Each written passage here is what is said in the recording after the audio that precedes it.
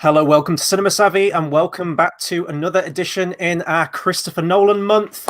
We are on his third feature this week, and we are going to be talking about I need to find out what you even classify this movie as, the 2002 psychological thriller film, Insomnia. Now, we were talking about this one before, and I think for a lot of people, this and Following certainly, and maybe to some extent Memento, but maybe to a lesser degree with that one, are probably his lesser known movies, but I think this one probably tops the list for me alongside Following.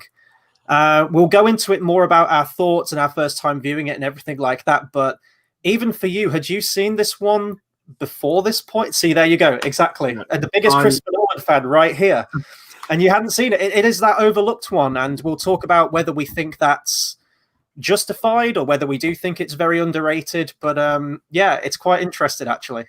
It's when you look at the cast, we'll obviously get into that in way more specifics, but for that pairing as the main leads, and not many people talk about it as well. Yeah, this Pacino is kind of, and Robin Williams. Yeah, and like I said, we'll delve into all this, but there's like a very cold opening. This is the least familiar to myself. I've known little bits about Following. I almost knew nothing about this but the two leads.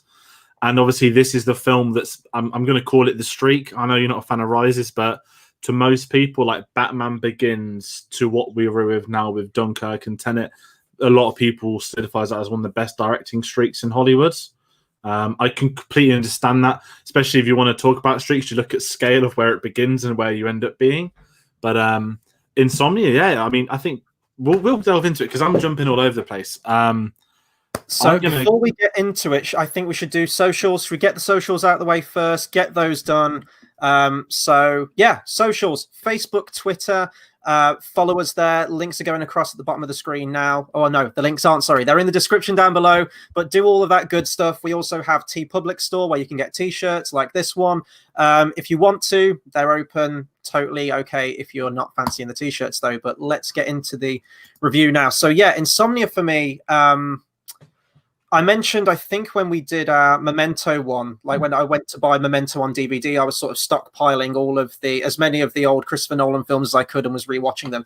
But I never did with Insomnia. And I think the first time I watched it, this was years ago. I was on holiday somewhere, don't remember where, clearly wasn't anywhere to write home about if I don't remember it. And it was on TV late one night. And I was in the hotel room and I thought, well, it's one of the only Christopher Nolan movies at that point I hadn't checked out. So I watched it, and I mean, that was years ago. So coming to this one, this was the one that I absolutely needed a rewatch on. Didn't remember hardly a thing about it. I remember liking Robin Williams, a scene where they run across logs. Yeah. And that was it. That was pretty much all I remembered about it. So I don't even know if back then I kind of wasn't feeling it and I was tuning out of it, or if it was late. It could have been any number of reasons. So rewatching it for this review, I actually appreciated it a lot more. There's a lot that I do like in this movie. However, when we come to do our ranking of our Christopher Nolan films, I think this one will be pretty low down in the list. And, like saying a bad Christopher Nolan movie, I know I probably would with Dark Knight Rises, but that's for other reasons. But objectively, how the movie is made, even that, for me, is still like a well-made movie. There's just elements I don't like about it. But, I mean, even you said this as well, and I completely agree with this, is that this feels the least Christopher Nolan movie out of all of his films. And I think, I checked through all the credits, and this is the only one in his filmography where he hasn't written the screenplay for it or had some input into the screenplay. With Batman Begins, it's Nolan and Goya, or he does a lot with his brother, Jonathan Nolan. This is the one where sole writing credit, at least in the screenplay, goes to Hilary Swank, and Christopher Nolan has no input in it. And I think maybe that's one of the reasons why. There might be other reasons, but I think definitely from the writing perspective, that's another addition as to why this doesn't feel like a Nolan movie. And I think on the back of that, it's very important to say this was a remake of a foreign film as well. Yeah. This might be why as well. It feels very, very different. We'll get into it in the plot, but even jumping in, this takes place in Alaska. I thought it was like, oh, look, it's the glacier from Interstellar. And I've realized it's not, but I'm so used to Iceland was in Batman Begins. And Batman Begins, yeah. No, I thought it was Batman Begins too. And it was like, here's a sign of things to come. I was like, oh no, it's actually meant to be Alaska. And you can tell very much that they didn't need to say it's from Alaska. That could have been any part of Europe. And you can tell that's got a very, not Eastern European feel, but here's, mountainside, quiet town away from civilization. And see the American remake, here's an LA cop coming in. But you're right, it's the least Nolan. And I think this is what's intriguing. I don't know almost anything about this that mentioned the first time I saw it, but the first time I saw it was last night. I've had this on DVD. I think I said the same thing in Following. I think it must have been before Interstellar when I was really like buying Blu-rays all the time. I was like, okay, I need to complete my Nolan collection. I needed to buy Following and Insomnia, and the snob in me is like, oh, I've got all of them on Blu-ray except Following and Insomnia. I'm not going to watch this in the hope it gets a Blu-ray release. I don't think it still has. Either way, that snobbery is kind of out of my system now. But it's really annoying that on my shelf I have to stack this behind Memento just so I can keep the levels at the right position, because I've really struggled with that. Different conversation, but yeah. So last night, I went in again, not knowing much, knowing who the two leads, but obviously, the word insomnia, lack of sleep. There's something, and I knew it was noirish. But I went in quite cold, and I think I messaged you before I started watching. I was like, okay, I'm gonna do this now, and yeah, it was as an experience. It wasn't anything particularly, not necessarily Nolan-esque to jump into it, but I didn't get that. Gosh, this is you're watching another film, so I'm just watching a good film, and it sounds bad because there's no reaction because you're watching a good film, and it could have been. This sounds horrible. We'll get into it, but this could have been any film. Maybe I'm overthinking this. This could have been any director doing this, because I didn't have the specifics that we get now. But obviously, you have to rewind the clock from 2020 to 2002, and there's a reason you don't have what you have now. So maybe that was me being too harsh as an opening judgment on it, but certainly that's a vibe I sensed across. It's had a lot more impact on me. Since more I've thought about it since yesterday. We'll get into that when we get into the right segments, but yeah, it was just a nice Wednesday evening. nothing extravagant. And I think I said to you as well, I kind of very, very succinctly broke down my opinions on sort of like every Christopher Nolan film, and I think when we get to Dark Knight, that's when we'll have that discussion where that is his sort of like I've made it kind of movie. Now from here on in, even visually and everything like that, it's always going to be compared to that Dark Knight. So this is interesting coming before this. It feels like Memento, he made that, his own movie, that very low budget film, a personal story. He had a lot of input into it. That is Nolan, complete raw Nolan in every sense of the word. This one is like, we've got a project coming in. We're doing an American remake of this Norwegian film. We just need a competent director that's going to direct it and do it well. And he absolutely did. And that's kind of what Insomnia is.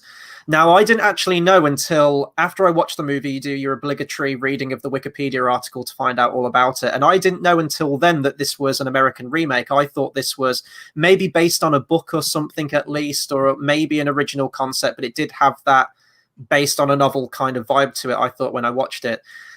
And I always have a problem with American remakes. We saw that with Old Boy a few years ago, and there have been a few other ones as well. I'm always kind of against American remakes, especially when there's nothing wrong with foreign films. Now, I'll admit, I don't watch many, and that's on me, but they're not very easy to come by.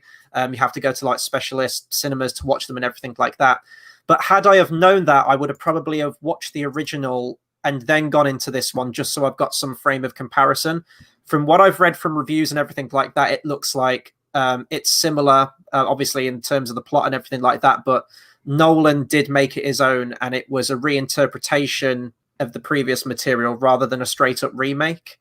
And I think the director even did a comment saying that he didn't sound too happy that his film got a remake, but he mentioned, he kept bigging up Nolan, saying that if any director was going to do it, I'm very happy that Christopher Nolan had some kind of vision for this thing and was able to direct it well. Yeah, and that's the thing. I think when you look at his properties, certainly going off foreign films too, the recent one obviously is Parasite. And before it even come out, there was HBO bought the rights to do a TV series. Yeah. Granted, they've got the actual director writing this, and apparently his intended version, which is insane, a different conversation. But the big ones I think of is Departed. I've never seen the original, which is Infernal Affairs. Is that the name for it? Right, translated? Yeah. And I don't know if that's better than The Departed, but obviously The Departed was like, I guess, the remake of remakes that set the standards maybe for this, but Insomnia's before then, and it's what you mentioned. It's very competent. If it's got his own take on it, I like that. I don't like the carbon. Ironically, as someone that says he doesn't mind the Disney and live action ones, I'm not the most against foreign film remakes, but that's more out of laziness for people not wanting to watch a film in a foreign language more so than watching an animated format. Also, a different discussion. There's a movie out in September. Maybe I'll have it then. But that's the most I can say at the minute without getting into. If you want to jump into the plot, maybe. Yep. So the plot for this thing, this is according to IMDb. 2 Los Angeles homicide detectives are dispatched to a northern town where the sun doesn't set to investigate the methodical murder of a local teen. So immediately when I watched this film, and even the vibes I was getting, because even watching it, I was like, this doesn't feel like a Christopher Nolan film. This felt very much in the same kind of vein as Silence of the Lambs. I don't know if you've seen that movie, if that's still one you need to watch at all. Just that thriller, that police procedural thriller kind of thing, with like a mad killer out there and they need to find out who did it and bring them to justice. Even elements of the original Wicker Man as well, in that you've got this policeman who has to travel there to investigate a crime that's happened in this very isolated community. So definitely elements of both of those two for me when I was watching this thing. And it works. Like the isolation at the beginning, you get these beautiful, breathtaking, establishing shots of I think a lot of it was filmed at Alaska and Vancouver and British Columbia, things like that. And it immediately sets the tone. You get told that there's only like 4 hours of daylight or something like that, or it's 24 hours daylight. Yeah, that's right. Yeah. So there's a moment where he's saying like, right, we need to investigate now. We need to get moving with this thing. And she's like, it's 10 o'clock at night, but it's still daytime and it's still light outside. So I like the atmosphere in that it is this very small, close-knit community. Hilary Swank's character even mentions that not many crimes, at least of this magnitude, like a homicide such as this, they never really happen here. It's just kind of domestic stuff between, married couples and things like that. So immediately I love the setting of this thing, that very isolated, withdrawn kind of place, which adds to the tension, I think, throughout the movie. Yeah, see, the setting helps because I mentioned Iceland, and certainly when they said, it's I genuinely thought this was another country. I had to go on Wikipedia during the film because why are they all speaking English if they're elsewhere? Maybe it was me not paying attention, but I liked the sun's it's sunny for 24 hours because there are some parts of the world that are like that, and I liked that it's called Insomnia. It's obviously going to have an important reasoning, and the 10 p.m. line was great. But what also caught me off guard about the plot was that you mentioned Silence of the Lambs. I've not seen that, but we need to find the murderer storyline, and we're not going to introduce him from the get-go. My vibes were Seven, and I had a very late 90s. I know it's 2002. We said this during Memento, but it has that late 90s feel to it, and I quite liked it. And I think, to be fair, we'll get into character shortly, but the cast was fine. I think they had a big part in the 90s setting as well. Was who they didn't have these young guns. They had people that had been around for longer too, arguably in their prime and whatnot, or some just past it. But I think the location and the characters worked for the story they were telling. But the fact, it wasn't LA, it wasn't Chicago, it wasn't New York, it was here's a sort of mountain town in the middle of nowhere. It just had a different feel to it that kind of separated itself from some of those others. It would have been boring. I mean, there is a woods, but if the whole film been set in this woods, it'd be like, okay, another one. But no, it's very different. So the plot itself was fine. I got invested as the film went on, as you should, but the stars, I don't know if I'm enjoying this so far. And obviously, naturally, as things progress, you get far more into the story and following the character arc. So I enjoyed it for the plot. Again, not knowing anything about it did help that. I knew it was something to do with a murder, but I didn't know anything, even the partner, the internal investigation. Obviously, we might end up crossing into spoilers for this for those at home that haven't seen it, but it's one of them where it had a different effect that I think had enough to stand out. Yeah, no, definitely. And in terms of his cast, and even this is kind of similar to a lot of Christopher Nolan's earlier films, it's the very small cast. I'd say there's probably 4 main characters, one of which has a very bit part, but it's kind of central to the plot and the conflict, especially with Al Pacino. So you have Al Pacino's character, Detective Will Dormer. You have Robin Williams as Walter Finch, who is the murderer, of course. You've got Hilary Swank, who's this plucky kind of cop, sort of very fresh on the job, very naive to things, and has a lot of respect for Will Dormer, and he kind of takes under his wing a little bit. And then you have Detective Hap Eckhart, who is the one who was killed. This is spoiler alert now. Killed very early on in the movie by Pacino, either on purpose or accidentally. We don't know. It's left up for debate, and I really like that about it. And he kind of drives the central conflict. Within Pacino, but also that similar dynamic that we're not so different, you and I, kind of aspect with Al Pacino and Robin Williams. We'll talk about Pacino first. I really, really want to get onto Robin Williams, but we'll talk about Pacino first. So, master of his craft. I know he has had some, there are a lot of Pacino-isms now. Thankfully, he's brought it back with the likes of Irishman from last year, which was fantastic. But he's just, on his A game in this film. And I think the takeaway for me with this movie is it might not be one of Nolan's most memorable films. I do think it might be underrated. I think it's a very enjoyable watch. But it is the dynamics with the characters, which I thought were fantastic all the way throughout this film. I love the depth to each of the characters, the similarities. And, Pacino is this very sort of paragon cop. You get the sense that maybe he's the kind of 3 days from retirement kind of detective, very like in the winter of his career. But there is this history to him where he may or may not have done something dodgy on the job, which has now caught up with him. And I think a lot of this film and its themes are atoning for your past sins, essentially, or past mistakes. They do kind of all catch up with you at some point, and that's kind of where the film ends, which we'll get into later in the review. But I think it's just, you're immediately struck with a character who is racked with guilt, who's had to live with it for years. And I think that the scenario, and obviously the whole insomnia, the namesake, and the daylight hours and everything like that, the lack of ability to sleep, isn't just from the actual environment itself, because we see later on through the film, he's pretty much blocked all of the window out and it's pitch black in his room, but he still can't get to sleep. And there's a line that I can't remember. Hilary Swank says it. She says, those who can't sleep, it's either because they're... I can't remember it. She has this brilliant line. I should have written it down, but... I think it's those that can't sleep are either good cops trying to figure out a puzzle or bad cops with guilt. It's essentially that. And then she said that that's a quote that Al Pacino either said to her. Yeah, so I think the with Al Pacino's character, they establish him from the get-go that he's this very, not a knight in shining armor, but he's had an illustrious career. I think that's a better way. He's this big-time LA cop who's done big cases. He's coming to a small town to solve a murder. And obviously he's hushing up the fact he's under investigation by internal affairs. So you immediately have this dynamic with him where there's more than meets the eye. And obviously as the story progresses, and this is the thing with his performance, that the first couple of scenes you might think is he not chiming it in, not to take the mix, that sounds disrespectful, but his performance strengthens as the film progresses, but that's down to his character not necessarily getting weaker, but there's the story development that goes on to his character too. So I think where he starts and ends is almost two completely different performances in themselves. Might be overhyping it ever so slightly, but I think that's a really integral part is Pacino for this. I think we'll talk about the two, we'll get to Robin Williams shortly, but you need the two. A comparison I made to you is from the film Heat. Ironically, exact same character.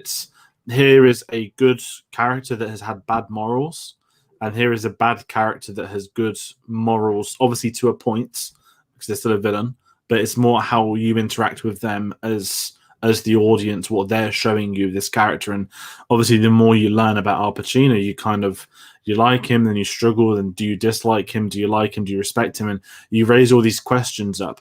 And I think that comes down to not just his performance, but the writing, but also his, not necessarily chemistry of Robin Williams, but more just the impact of the other character, if that's a nice little segue. Yeah, and you mentioned Heat very quickly. That's clearly a film that Nolan himself loves. It was, in fact, a massive influence for The Dark Knight. A lot of similar elements in those films. But yes, Robin Williams. So obviously this is 2002. So before this point, audience's perspective, and he's kind of done this with a lot with Joe Pantoliano and everything like that, where you see he's been in the films a lot as a villain, and then you get Memento where he's playing a good guy, maybe a bit of a shady guy, but still, kind of a good guy. This is the same with Robin Williams, how especially as a 90s kid as well, Robin Williams was huge, like massive part of my childhood. You had, Aladdin, Flubber, Jumanji, Mrs. Doubtfire. So we've seen Robin Williams in this very comedic light. Obviously, he was a comedian as well. And then we see this completely different side to him. I think this is one of Robin Williams' best performances. I know after this movie, he did do a lot of serious roles as well. I think there was a film called 1 Hour Photo, where he played like a very creepy, uneasy kind of loner character as well. But he just throws himself into this role. And I think there was even Nolan mentioned how much praise he gave for Robin Williams' performance, in that they recorded so much, and he says, like, when you watch everything back hundreds and hundreds of times in editing, you kind of see the performance start to come through a bit more. You start to see the acting, and he said he never got that. He was that character all the way through. And the similarities, I mean, you could write so much about the similarities between Pacino's character and Robin Williams in this one, in that they are kind of two sides of the same coin, very similar, obviously, to what we'll eventually get with the great writing between Batman, I'd say like Batman, Harvey Dent, and the Joker, that sort of like triple whammy there.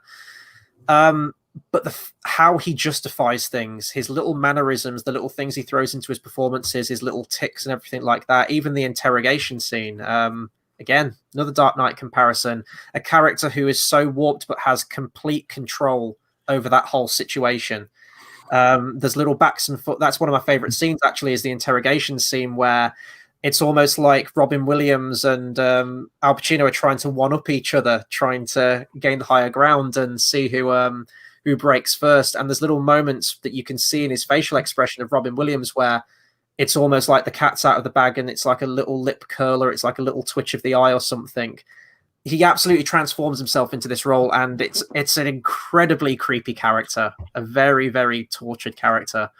And the way he justifies things as well. There's this scene where he talks about the murder, and he says that she was laughing at him, and he just explains it so calmly and like it's nothing, and it's horrific. It's like horrible. That's the thing with him. I think when you've got an actor so established to comedic roots, to family films as well, I think that's a big influence. You mentioned the 90s, all those sort of films. I've never seen Good Will Hunting, which I believe is before this, which was one of his first. Right. I think if it was that, did he win the Best Supporting Actor for that? I may be wrong, but he did do some of these films. And as someone that hasn't seen many of his drama films, it was quite nice to go into this not knowing really what to expect, because he has this very established comedic career and everyone speaks about greatest dramas are. But if you haven't seen the dramas, it's hard to tell. And it's the cold mannerisms, as you mentioned. He's not just calm and convincing, he's convincing. Every time he speaks, the words that come out, he's not just convincing himself, but I'm not going to say he convinces Al Pacino's character, because Pacino sees right through him. There's the great scene on the boat. It's one I loved. When Pacino goes, I deal with psychos, murderers like you all the time, every time I know what you are. And obviously, I liked that dynamic where you've got the experienced one and the guy that's trying to justify what he's done. And I think Robin Williams was superb. I think he was the best performance in this. I like the fact he's marketed. I mentioned the Seven comparison to Spacey, especially when you get, here's this person we're going to build up, and when he's going to end, he's going to take the limelight. This doesn't do it in as dramatic fashion, but this does it in the story progressing fashion. And especially the chase scene on the boat, not on the boat, sorry, on the wooden panels. We'll get to that shortly, but I think Robin Williams was perfect for this role. And going completely off tangent, I wasn't into film enough before Dark Knight came out to know the casting process of Heath Ledger as the Joker, but I would have bet, had that have been today, in a different universe, say obviously the Dark Knight's not out, Nolan's doing a Batman film, say Robin Williams was alive, there's a reason a lot of people have said Robin Williams to play the Joker. He'd already worked with Christopher Nolan for a start, and people used to throw his name around like he would have been a great Joker. Completely off topic, irrelevant to this review, but as you mentioned, some of the, not necessarily the instinct, but the inklings of what's to come in the Dark Knight trilogy is certainly there in their conversation pieces as one another. And I thought, and that's the irony, he didn't write this, but it was so tight. You were invested, you didn't get up, you didn't want to move, you were listening to every word both of them were saying. And it became a game of one-upmanship, which goes back to not necessarily the Heat comparison, but just that it just makes for a more interesting drama. Prestige, we'll get to that on Monday, but It's the one-upmanship game, and how do you expand on that to reach this final boiling point? And, you know, if Al Pacino's character arc isn't working, then the Robin Williams arc can't work, vice versa, but both of them work with each other. And what's a crying shame is that, you know, you mentioned this film's necessarily underrated. I think it's underrated. I think it's underseen. I'm a part of that problem. But when you think you've got Pacino and Robin Williams doing a drama with one another that's very good. I thought more people would have spoken about this over the years, but this is completely swamped by obviously previous work of both of them, and then the after work of the director. It's quite a shame actually, because I mentioned before we hit record, two of my friends come up to me this week and say love Insomnia. No joke, they're the first two people to ever tell me they'd seen it except for you. That's what I thought was really strange. So it's quite nice to be able to talk about it, have a different perspective. Yeah, definitely. And it is a film that I would recommend to people. I know this is sort of, I don't want to get into my final thoughts just yet. There is a little bit more to talk about, but I definitely think it's a film that deserves to be watched by a lot of people. If you are a Nolan fan, chances are, I mean, we're both Nolan fans, and we openly admit that we were really late to this one. I mean, you watched it for the first time yesterday. I watched it once, couldn't remember it. So for all intents and purposes, me rewatching it a few days ago was essentially like my first time rewatching it as well. But yeah, it really is that character dynamic for me. It might not be the film as a whole. It's functional for what it is, essentially. It doesn't really have that scope, and I don't think it has maybe... It plays out quite predictably, I think. There are some moments... It is interesting to see that one-upmanship, as you mentioned, but in terms of the actual structure and where the movie goes, it is kind of predictable in that respect, I think. It doesn't have like the intrigue or the rewatchability maybe to understand it of a Memento. It doesn't have that intensity of maybe a Prestige or anything like that, or the later stuff that we get with his bigger budget films. But for what it is, for that like police procedural thing, it is a cut above the rest, I think, because of that interplay with the two characters. And I think we should talk about Hilary Swank as well. Maybe her character is completely like necessary to the story, but maybe we can't talk about her as much. But the moment at the end specifically, so she works out, she finds out what went down, and that's another great thing actually. And Pacino, we tend to follow the majority of the film through his eyes, and because of, you know, his insomnia essentially, and the guilt and flashes and images and things like that, he is an unreliable narrator. So we never, all the way through the movie really, you kind of get an inkling that, you know, when he talks about that story of the case where he planted evidence, where it was like this serial child rapist and murderer and everything like that. And he tells this very, very harrowing story about how he knew it was this guy. And it's almost like he's confessing his sins to this woman, essentially saying like, tell me, did I do the right thing by planting this evidence? And she can't give him an answer. She says, you know, you just have to do what you think is right. We kind of get the sense from his character that he is telling the truth, and you know, we know that he's good at his job, that he's gone through a lot. I love the little things that aren't even mentioned. He has this huge scar across the side of his neck, and never explained in the film, but obviously just from that signifier we can tell that probably he has been in a lot of violent situations. He's done a lot of things on the job. But because he is unreliable, he mentions openly when he shoots Eckhart that he doesn't know whether it was intentional or whether it was on purpose, because he was going to let the cat out of the bag. You know, he was going to testify against him in court. Everyone that they locked up would have been released. Pacino would have been thrown in jail.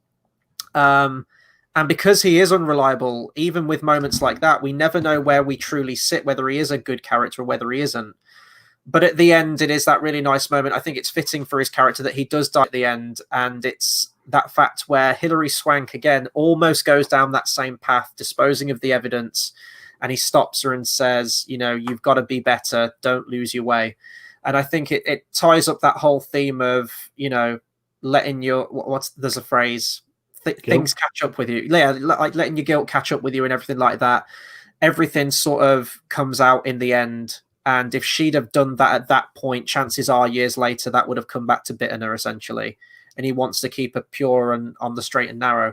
So I think it's a beautiful end, really. And it's, you know, both characters die, Al Pacino and Robin Williams. Really haunting shot where Robin Williams goes below the water, and you're waiting for that moment where he wakes up like a slasher movie from the 80s where you can never kill the bad guy.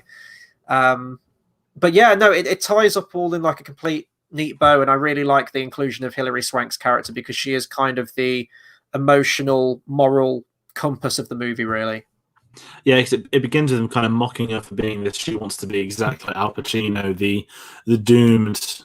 I want to be exactly like you, and then you got Amara Carrot's like, no, you don't. And I think she's great for the revelation. I think when you get to the end part as well, that's the big thing, is that Pacino knows he's done wrong, but in his kind of final moments, he knows he's done the right thing by telling her, let the evidence come out. And she's almost turned. Very intriguing, Dark Knight comparisons. We'll get to that. The whole Harvey Dent dynamic is more obvious in this film than any other. Didn't think it would be. But what I want to speak about, you mentioned as well some of the ending stuff. I love the ending. But you mentioned this film is quite predictable. I think that is one of the subtlest unknown things, is that when those credits hit, there wasn't no jaw-dropping moment. There wasn't, what did I just watch vibe for 5 minutes. There wasn't, I need to take this in. It was, okay, I quite like that. I'm going to go off now. Yeah. And, again, it's crazy. That's a criticism because it shouldn't be. But because of the reputation of his films and his work, and it's a fine ending, it's a great ending. It's fitting to the film, what you've witnessed. But because of those later and even earlier films, I guess we could add, it's that kind of, you're expecting something and you don't get it. Again, this goes back to being 2002.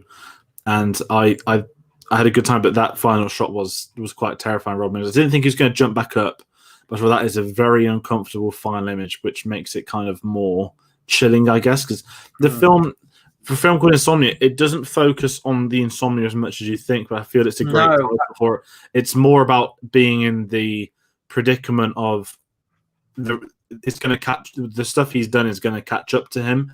It's more that matches the you can't sleep, and obviously it's more the what you've done is catching up to you across this journey. I kind of saw the resemblance there, but the whole 24-hour daylight thing I think was a nice little touch to go with it. But I think Hilary Swank was great. I think the three of them were great. She didn't have too much screen time, but I think she had just enough to be that kind of main supporting character. And I really need to mention Martin Donovan, who played the other cop, because I spent 10 minutes thinking, why is this face so familiar? I had the same. Why? He is in Tenet. He is the guy in the trailer that says, "Welcome to the afterlife." He is in all the trailers, and it kind of... It didn't click at all. I had to Google it. I was like, what is Martin Donovan being in? It's really annoying me now. Because we've known he brings in a lot of these actors for a smaller... I was like, was he like a gangster in like Begins or Dark Knight, or was he like a board member? And I was like, what's he been in that I've not seen? I was like, no, it's just this trailer that's been on loop for sort of 6 months now. So that was a nice touch. Again, the reunions going down the line. But I think, he didn't have much to do, but the fog scene, I think we've mentioned there's probably two key scenes. We spoke about the ending a lot. I love the fog scene. That's just personal preference. I don't know why. I've always had a bit of a thing for fog scenes in films. I've spoken to you off record about Thin Red Line before. I love 1917, wrong YouTube video, but if anyone's seen the bayonet scene in Thin Red Line, they come out of the fog emerging with the music. It's just a film, not even transition, but a film technique is so rare, and when it's done well, boy, is it so much better to view visually. But if we want to talk about scenes, I think the chase scene in this is one of the most unique chase scenes I've ever seen in a film. It's claustrophobic, it's intense, and it's two blokes in their 50s running after each other. That's what's the big thing for this. When you think about what we're getting, you're getting Patterson and John David Washington, you're getting Bale running, you're getting, 17, sorry, Dunkirk. All these things, like, let's bring in the guys in their 50s and not to take the mick with them, but it's a great chase because you see these wooden devices. It's like the old computer games when you're a kid that you got to cross the road kind of thing. Yeah. And it's these really quick cuts to the ground. It's when they're running. It's he's going to trip up, but at what point is he going to do it? And then it's when he goes under the water. It's the whole, old school. He's gone into the ice, the circle of ice kind of thing. And I've never seen wooden logs like that because we know that they do transport like that. But I never sat there and thought, I wonder what's underneath them. It's just more logs. But I don't know if it was the editing or the sound editing where every time he thought there was a gateway to get out, there was this thump and he couldn't. And it's quite, when you jump forwards to Dunkirk, you got the horrible drowning scene that's a big part. And even Prestige has a drowning scene. I think we've known that he can create not just tension, but he can make you be uncomfortable in your seat. And I certainly had it in that Pacino scene. obviously he's gonna be fine because it's like 2/3 of the way in. But it was just that this is just something unique and different that's not being done. So I really liked that. That's a scene I didn't think would be in there, let alone talk about. Yeah, no, I'm glad you brought that up because I was going to bring up that scene. That's probably one of my favorite scenes in the film, and I had exactly the same feel of it as well. The editing in that scene in particular was amazing. And I mean, you can talk about the editing in a lot of Christopher Nolan's films, but I think we haven't really mentioned it. You talk about structure and things like that with Memento, but certainly for like editing, this is one of the scenes that will always stick with me. And I was sort of like putting myself in that situation, like if you did go under and there is no way to get up, these logs are like slamming into each other, you'd be crushed. And what an absolute shit situation that would be in if you're in that situation. It was horrible. I also wanted to mention the cinematography of this one as well. Wally Pfister, when it was still that match made in heaven between him and Wally Pfister at this time, before he went on to greener pastures with Transcendent. But I love the cinematography. I think this is one of the strongest in terms of cinematography. Especially the indoor sequences, you can see a lot of the lighting and everything did very much look like a Nolan film at the bar and everything, the low lit rooms. But just like the establishing shots and the shot on location, which Nolan always does great, it just looked gorgeous, especially going back to that log sequence. One of my favorite shots in the movie is where Robin Williams has made it to the other side and he kind of turns back and you've just got the logs coursing through at the bottom of the screen. The film looks amazing. It does have that constant sort of like low lit quality to it, but obviously that all fits into the movie as well. So yeah, talking about it now, before we did this review, we were actually thinking we would be hard pressed to talk for like 20 minutes to half hour on this, but I guess there was more to say on this movie. My final thoughts on it, I can understand why it's, probably not one of the most famous Nolan films. It is one that definitely slips under the radar. But if you are a Nolan fan, if you're a fan of thrillers or police procedural things like that, I think there is a lot to like in this. I think mostly where the strengths come from are in the writing and the interplay of Pacino and Robin Williams. That is where the core of the film is. And seeing them try and one-up each other, and the shared kind of experience they have where apparently they didn't mean to kill someone. It's really interesting. It's a really, really interesting psychological thriller. So I'd recommend it. I'm not going to say you have to go out of your way to rush to see it, but if you are a Pacino fan and Robin Williams, as you mentioned, chances are you might have even missed out on this one too, because it isn't one that's mentioned all a lot. The very, very final thing I'll mention is I thought there'd be deleted scenes in this thing. There was one scene in particular that felt like they cut something out, and it's when, I don't know the name of the actress, the mom from Liar Liar, who's she works at the bar or the hotel where he's staying, and it's the one who he confesses to. It cuts and then he like leaves the room and she's lying on the bed, and it feels like something was cut out in between there. It felt a little bit jarring to me. Maybe there was more to the conversation. Maybe there was more to that story that they cut for time, but I couldn't find any deleted scenes. So I'm not sure if that exists or not, but that part felt like something had been removed from it a little bit. I noticed that I don't know, it was the whole, it's 24 hours sunlight. So would it have been morning or night? I don't know, but that was quite strange because look, she's asleep in bed. I didn't know if she like slept with him to comfort him, or if something had happened, or I don't know. It was a weird cut for me. That one, that was the only one that stuck out to me. It was a bit odd, especially after the scene that just happened with the confession too. It was like, here's a humongous revelation, jump. Final thoughts on this: I thought it was very enjoyable. It's a film I don't think many people may have heard of. I can't imagine this, it's not going to be on the Netflix homepage or anything. People don't talk about this when they talk about Nolan films, but if it was on TV, I'd recommend to go and watch it. I wouldn't say go out of your way. There are many films like this that have been made in the past, that is without a shadow of a doubt. If you're going through Nolan month from the build up to Tenet, you want to see something new, the likelihood is that this and Following are the main two that everyone hasn't seen. Myself was included in both of those. I'm not on some high horse about that. These are the two main unknown ones. They're the ones that aren't on Blu-ray. It says quite a lot on, which is quite strange because I feel it's better than I thought it would be. I came out of a completely different thought. I thought, is this going to be his weak link? Is this going to be, really boring? But it wasn't that. It was enjoyable. I was invested in the story and the characters, and I think sometimes that's what you want for a film. And, we've been rewatching all these films. You've got the big blockbusters. You've got the mind-bending twists. It's quite nice to watch something quite plain and ordinary. Just low key. Yeah, and you don't get many of them. it's the kind of Oscar bait film. No, not Oscar bait. Completely wrong with it. It's the kind of film you'd see at Oscar season. So, okay, police detective murder thing. Okay, that's okay. I probably won't revisit this again, but it was nice to watch. I had a pleasant experience. So that would be my kind of final thoughts on that. The cinematography you mentioned was great. Like I said, I thought they were in another country. That just shows how well they shot Alaska, because Alaska has a very different reputation for many of the things. But that's everything I think I have to say on Insomnia. Yeah, me too.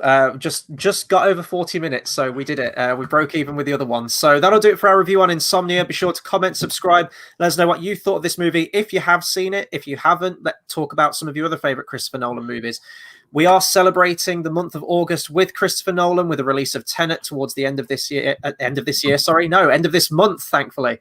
And we'll be reviewing all of his movies. We're going in chronological order of all of his movies. We'll have quizzes, battle of the brackets as well. We'll have some other like tier lists and where we're going to rank them after we've watched all of his films. So if you are a Christopher Nolan fan, this is absolutely the place to be. So please do follow us. TeePublic as well. We have t-shirts now. We have this design and we have the very nice Syncopy design that George did, which is also on there. So if you want a t-shirt, please feel free to pick up one on there. And we'll be back on Saturday with our pre-recorded review for Batman Begins. We're finally entering the big leagues now. We're getting on to the first entry in the Batman trilogy. And that's one that's definitely going to be, it's going to be a big conversation. Might be a little longer than 40 minutes, I think, because we've got to talk about a lot with that and the lead up to that film. But yeah, if you're a Batman fan, get ready for that one. That will be at Saturday at the normal time as we've gone live with all of these things, 8 p.m. UK time. You know the equivalents for the 12 US. p.m. PT, 3 p.m. EST. I'm learning. There you go. Yes. And even to the Australians out there, it'll be 5 a.m. for you on Sunday morning. So don't get up too early. But we're on to the, I'm not even going to say final stretch because it's not, is it? It's film number 4. The Begins onward is the, I think I'm going to call it the streak from now on.